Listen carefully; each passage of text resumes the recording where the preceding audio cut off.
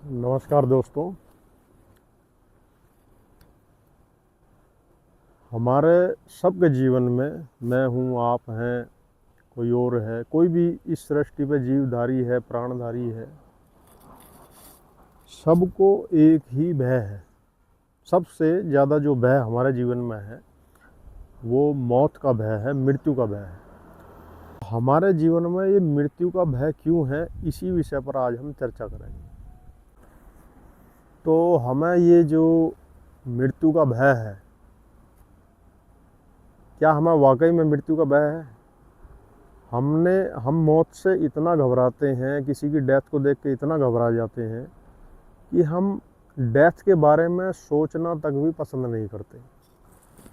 ये डेथ क्या है, मृत्यु क्या है, इसको कभी सोचते ही नहीं, और इसके बारे में इमेजिनेशन करके भयभीत होते रहते हैं कि मरने के बाद क्या होगा और कहाँ जाएंगे, कैसे जाएंगे। फिर उसके बारे में अलग अलग धर्म ग्रंथों में अलग अलग कहानियाँ हैं, स्वर्ग नरक की कहानियाँ हैं। नरक में जाओगे तो खोलते हुए तेल के कढ़ाई में उबालेंगे, स्वर्ग में जाओगे तो बहुत सुंदर अप्सराएं मिलेंगी, ठीक है जी, तमाम प्रकार के भोग मिलेंगे। कोई कहते हैं कि शरीर ऐसा मिलेगा कि वहाँ उसमें कोई बीमारी नहीं होगी। और इन मान्यताओं पे यकीन करने का हमारा अपना लालच, अपना स्वार्थ वो भी है, क्योंकि जो चीज़ें हम यहाँ नहीं भोग पा रहे हैं धरती पर, पृथ्वी पर, हम सोचते हैं कि हमें यहाँ नहीं तो कहीं और मिलनी ज़रूर चाहिए। तो ये बातें सुनने में अच्छी लगती हैं, इसीलिए हम इनका भरोसा करके फिर आगे उसी के अनुसार जो हमको करने को कहा जाता है वो कार्य भी करते हैं। तो जो डेथ का एक्सपीरियंस है, अगर डेथ का एक्सपीरियंस आपको नहीं है तो आपको डेथ से डरने की ज़रूरत नहीं है। ये भी तो हो सकता है कि डेथ एक अमेजिंग एक्सपीरियंस हो, one of the beautiful experience of your life, वो भी तो हो सकता है। आप उसके बारे में पहले ही निगेटिव सोच कर क्यों डरते हैं? जब आप डेथ को एक्सपीरियंस ही नहीं करते हैं, आपने किया ही नहीं है, तो उससे डरते क्यों? जिस चीज़ के बारे में आप जानते नहीं उसके बारे में आप सोच नहीं सकते हैं। जो चीज़ आपके अनुभव में नहीं आई है, जिसकी आपको कोई इन्फॉर्मेशन नहीं है, उसके बारे में आप सोच नहीं सकते हैं। तो डेथ के बारे में हम इसलिए भयभीत होते हैं क्योंकि उसकी हमारे पास फॉल्स इन्फॉर्मेशन है, चाहे वो शास्त्रों के माध्यम से है, चाहे वो धर्म गुरुओं के माध्यम से है। हमें किसी न किसी माध्यम से डराया गया है डेथ के बारे में। जो मेरा पर्सनल अनुभव है वो इस वीडियो में मैं आपको आगे शेयर करूंगा, तो आपको थोड़ा सा उससे एक आइडिया मिलेगा कि डेथ से डरने की कोई ज़रूरत नहीं है। उससे पहले हम ये समझ लेते हैं कि मृत्यु का क्या हमें भय, क्या मृत्यु में होता क्या है। देखो, डेथ में होता क्या है। डेथ में हमारा जो ये शरीर है जिससे हम ये कर्म करते हैं, भोग करते हैं, अनुभव करते हैं, वो शरीर समाप्त हो जाता है। यानी उस शरीर के अंदर जो मूवमेंट होती है वो समाप्त हो जाती है। उसी को हम मृत्यु कहते हैं। उसी को हम मृत्यु जानते भी हैं, उसी को हम मृत्यु मानते भी हैं। उससे आगे क्या होता है वो हमें नहीं पता है। तो अब इसका शरीर की जो मृत्यु होती है, उस मृत्यु से हमें भय इसलिए होता है क्योंकि शरीर से हम कुछ करना चाह रहे हैं, कुछ करने के लिए आए हैं, कुछ अनुभव करने के लिए आए हैं। और क्या है कि पूरा जीवन हम जो करने के लिए आए हैं वो तो काम करते नहीं हैं, अपने को बचा कर रखते हैं। पूरा जीवन हम अपने को बचा कर रखते हैं, जो करने आए हैं वो काम करते नहीं हैं, दूसरी चीज़ों में समय बीत जाता है। उदाहरण के लिए जैसे समझिए कि कोई, जैसे कॉलेज लाइफ में हम भी थे, दूसरे भी थे, सभी लोग क्या है कि उस समय पे एनर्जी का लेवल इतना हाई होता है शरीर में कि आदमी का पढ़ाई में मन कम लगता है। तरह तरह के शरीर में हार्मोन्स का बदलाव आता है, तरह तरह के उसके विचार, भावनाएं, इमोशन बनते हैं। तो थोड़ा सा वो इमोशनल पीरियड लाइफ का ज़्यादा होता है। तो जो बच्चे जो है अपने को पढ़ाई पर फोकस नहीं कर पाते, उनका रिजल्ट हमेशा ख़राब ही होता है। कुछ बच्चे जो अपने को पढ़ाई में फोकस कर लेते हैं, जो उनको पढ़ाया जा रहा, जो उनको सिखाया जा रहा, उस पर ध्यान देते हैं, तो उन लोगों का रिजल्ट अच्छा होता है। लेकिन जब दोनों ही प्रकार के बच्चे परीक्षा में बैठते हैं, तो जिस बच्चे ने पूरे साल तैयारी करी है, पूरा मन लगा कर पढ़ा है, उसके लिए एग्ज़ाम इतना आसान होता है कि उसको ये लगता है कि इससे आसान कुछ है ही नहीं। क्योंकि उसने उसके लिए तैयारी की है, पूरा साल उसको दिया है, पूरी तैयारी से उसने करी है। तो उसके लिए 3 घंटे की परीक्षा वो मात्र 1.5 या 2 घंटे में ही उसको निपटा के बैठ जाता है।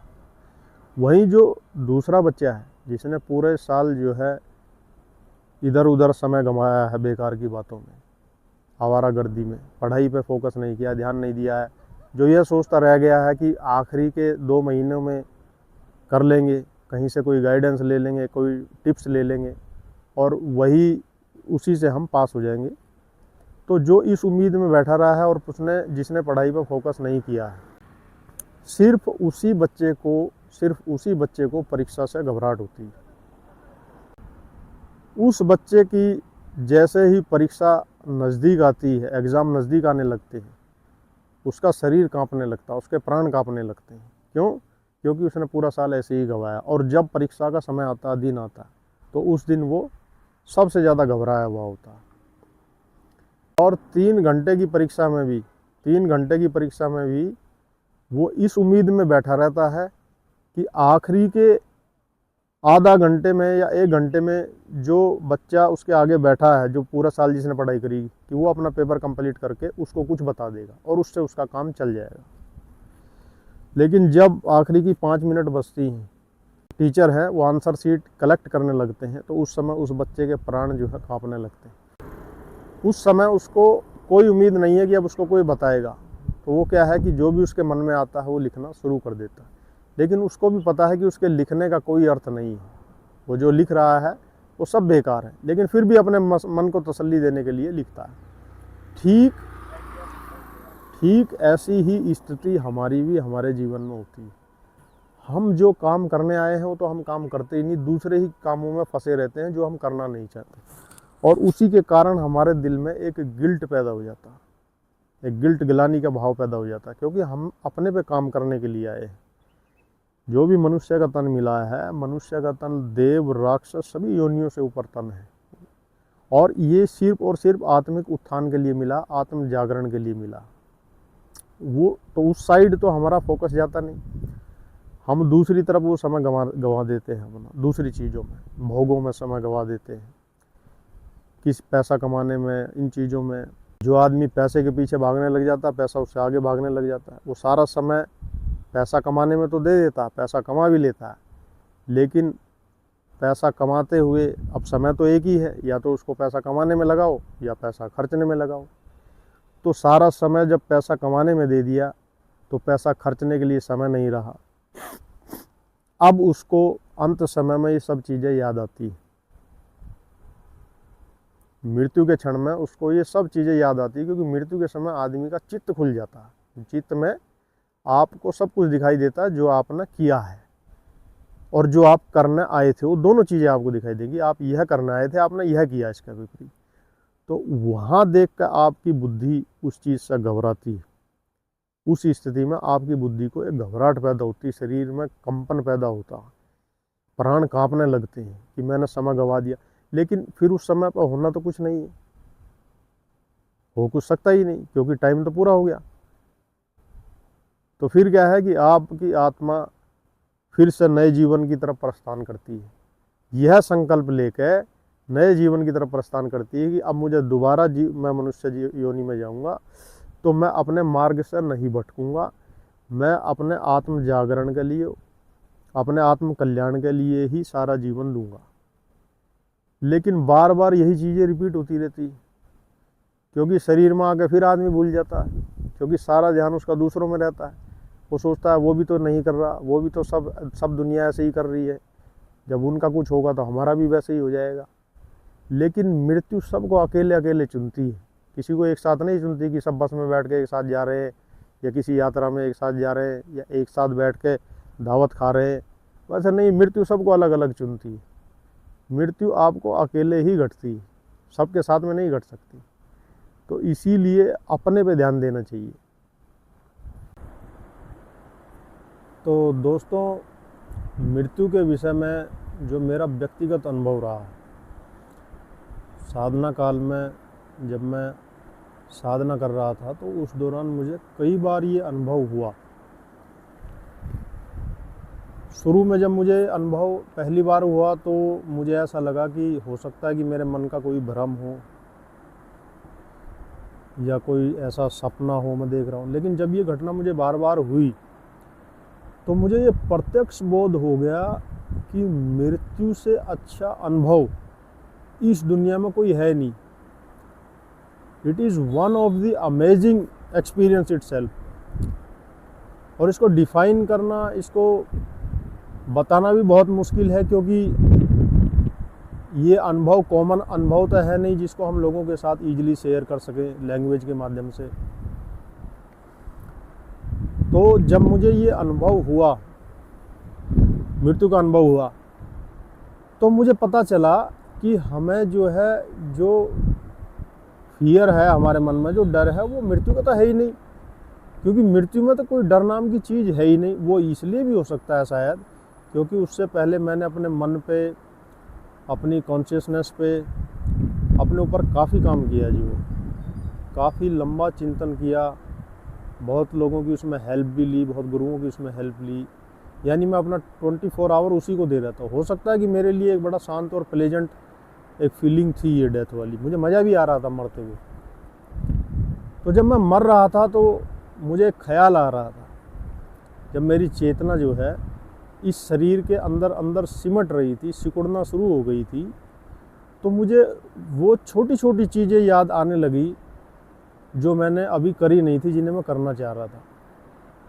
तो ये घटना कोई 3-4 साल पहले की होगी, तकरीबन 3 साल पहले की होगी, 2022 की। उस समय मैंने एक नया 2022 या 23 की नया फ़ोन लिया था। तो मेरी जेब में वो फ़ोन रखा, मुझे फ़ोन याद आ रहा कि अभी नया फ़ोन लिया है, अभी इसका कोई इस्तेमाल नहीं किया है। तो उसी दौरान एक गाड़ी भी ली थी कि गाड़ी भी आपने यूज नहीं की है, जिससे भारत भ्रमण आप करना चाह रहे हैं, सब जगह जो घूमना चाह रहे हैं। और जो थोड़ा बहुत पैसा बैंक में पड़ा था वो याद आया कि उस पैसे का मेरे को ये यूज करना था लाइफ में, वो भी मैंने नहीं किया।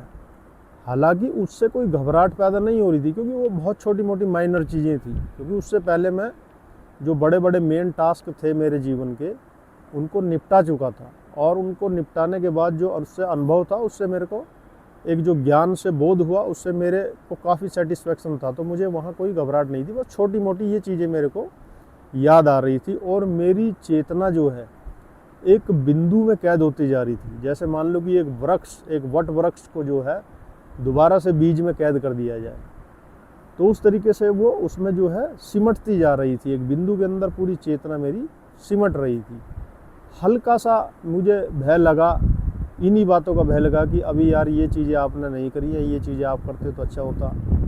फिर मुझे सबसे लास्ट में एक चीज़ थोड़ी सी ये भी याद आई कि जो मेरे व्यक्तिगत जीवन के अनुभव थे साधना काल के, वो भी मैं बहुत ज़्यादा लोगों के साथ शेयर नहीं कर पाया। हो सकता है कि उससे किसी को हेल्प भी मिल जाती। छोटी छोटी बातें, हालांकि ये मेरा कोई मेन पर्सपेक्टिव नहीं था, बस यही था जिनसे मुझे हल्की सी बेचैनी महसूस हुई। तो मुझे वहाँ ये समझ में आया कि मृत्यु के समय जो बेचैनी हमें होती है ना, जो प्राण हमारे फड़फड़ाते घबराते, वो इसी कारण से घबराते कि लोग तो अपने जीवन को बिल्कुल ऐसा का ऐसा ही गंवा देते हैं। जैसे घर से, मान लो आप घर से 500 रुपये लेके निकले कि मैं बाज़ार में ये ख़रीदारी करूँगा, ये खाऊँगा, ये पीऊँगा, और अपनी लाभ हानि की बुद्धि के कारण इसमें फ़ायदा नहीं है, ये पैसे खर्च करके फ़ायदा नहीं है इधर, ऐसा सोचते सोचते शाम हो गई। और शाम को आप वो 500 का नोट जो है ऐसे का ऐसे ही बचा लाए। तो आपसे जब वो कोई 500 का नोट लेगा ना, तो आपको बहुत घबराहट होगी, गुस्सा भी आएगा, बेचैनी भी होगी, सब चीज़ होगी। क्यों?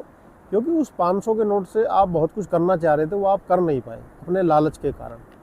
तो ऐसा ही हम अपने लालच मोह के कारण अपने जीवन को बचाते चले जाते हैं, जीवन को जीते ही नहीं है, जीवन को जीते ही नहीं है। और जीवन तो समय में उत्पन्न हुआ है और समय में ही समाप्त होगा। देखो, जो चीज़ें समय से मिलती हैं वो समय से चली भी जाती हैं। तो जब वो चीज़ें चली जाएंगी, जाने का समय आएगा, तो घबराहट होगी कि मैंने तो इस जीवन में कुछ किया ही नहीं, ये 500 का नोट तो मेरा ऐसा का ऐसा ही है, इसको मैंने खर्च किया ही नहीं। क्योंकि वो नोट कभी आपके पास आया था, आपका था थोड़ी, तो ऐसे ही जाएगा भी, दूसरे के पास चला जाएगा। तो जब आपसे वो लिया जाएगा तो आपको यही बातें याद आएंगी कि मैंने जीवन में कुछ किया नहीं, जो कार्य मैं करने का आया था वो मैंने किया नहीं।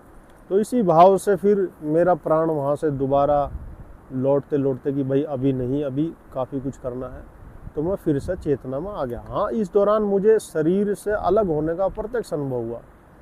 संसार का निर्माण कैसा होता है, जब चेतना हमारी उस तल पर पहुंचती है, उस डायमेंशन पर पहुंचती है जो टाइम से बाहर का एक डायमेंशन होता है, तो वहाँ सारा सृष्टि का आपका जो कारण शरीर है वो आपको नज़र आता है। कई चीज़ें होती हैं उसमें, उसको एक्सप्लेन करना बड़ा मुश्किल है, क्योंकि उसके लिए शब्द भी ढूंढना जल्दी से मिलते भी नहीं है। तो वहाँ शरीर ये अनुभव हुआ कि शरीर एक रबड़ की तरह है। जैसे रबड़ अनुभव होता है ना, एक ढीला रबड़ हो, रबड़ की बॉल हो, ऐसा शरीर का अनुभव होता है। तो धीरे धीरे जब चेतना दोबारा शरीर में फैली, फिर कुछ समय तक मैं जहाँ था वहीं अपना स्थिर बैठा रहा ध्यान में, तो मुझे इसका ये प्रत्यक्ष दिमाग में क्लियर हो गया, एकदम ये क्लियर हो गया कि मृत्यु जैसी कोई चीज़ है ही नहीं, ये डर की कोई बात इसमें है ही नहीं। इससे अच्छा एक्सपीरियंस मुझे अपने जीवन का कोई लगा ही नहीं, कोई इससे बेहतर एक्सपीरियंस था ही नहीं। क्योंकि इस अनुभव का कारण मेरा जो है संसार के बारे में, लोगों के बारे में परसेप्शन टोटल ही चेंज हो गया, टोटल ही चेंज हो गया। और एक मन के अंदर, एक हृदय में एक भय मुक्त अवस्था, एक स्टेट ऑफ माइंड ऐसी भय मुक्त अवस्था, ऐसी स्टेट ऑफ माइंड निकल के मन पर आई जिसमें जीने का आनंद ही कुछ और है। फिर तो जो पहले थोड़ी बहुत चिंता होती भी थी वो भी चली गई, चिंता किसी बात की है ही नहीं, क्योंकि जीवन का हर एक क्षण बहुत कीमती है, हर एक क्षण बहुत कीमती है।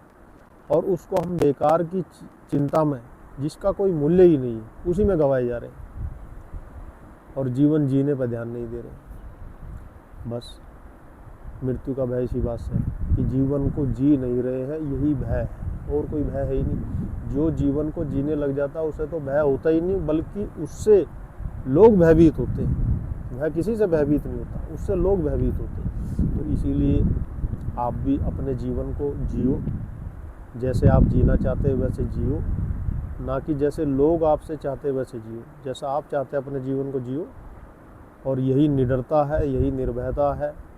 और इसी में आपको ज्ञान होगा, अपने जीवन से ही आपको अपना आत्मज्ञान होगा, दूसरे के जीवन से किसी को आत्मज्ञान नहीं हुआ। हम सभी लोग सबसे बड़ी भूल यही करते हैं कि महात्माओं के जीवन को पढ़ते हैं, उनकी जीवनी पढ़ते। सबका जीवन एक महात्मा का ही जीवन है, सभी व्यक्ति यहाँ महान है, कोई कम नहीं है। आपका जीवन भी उतना ही महान है जितना किसी महात्मा का, किसी भगवान का, क्योंकि परमात्मा के यहाँ कोई भेदभाव नहीं है, कोई अपना पराया नहीं है, उसके सभी अपने हैं। तो आपको भी उतना ही महान जीवन मिला जितना आपसे पहले जो एनलाइटेंड लोग हैं उनको मिला था। तो इस जीवन को जीते हुए, ज्ञान से, अनुभव से ज्ञान को प्राप्त करते हुए बोधमय स्थिति को लेके आइए, और आत्मज्ञान से फिर ब्रह्म ज्ञान की यात्रा में आप चलिए। इस जीवन का यही महत्व है, इससे अलावा इसका कोई महत्व नहीं है। तो मुझे सुनने के लिए दोस्तों, समय देने के लिए आप लोगों का बहुत बहुत धन्यवाद। आपको अच्छा लगे कि आपको इस वीडियो से कोई शिक्षा मिली है, इन अनुभवों से आपकी आध्यात्मिक यात्रा में कोई सहायता हुई है, तो आप ये वीडियो दूसरे लोगों तक भी शेयर कीजिए। हो सकता है किसी और को भी इससे कोई लाभ हो। और आपका कोई क्वेश्चन है तो वो आप मुझे कमेंट बॉक्स में या फिर मेरे दिए गए व्हाट्सएप नंबर पर भी व्हाट्सएप कर सकते हैं। नमस्कार।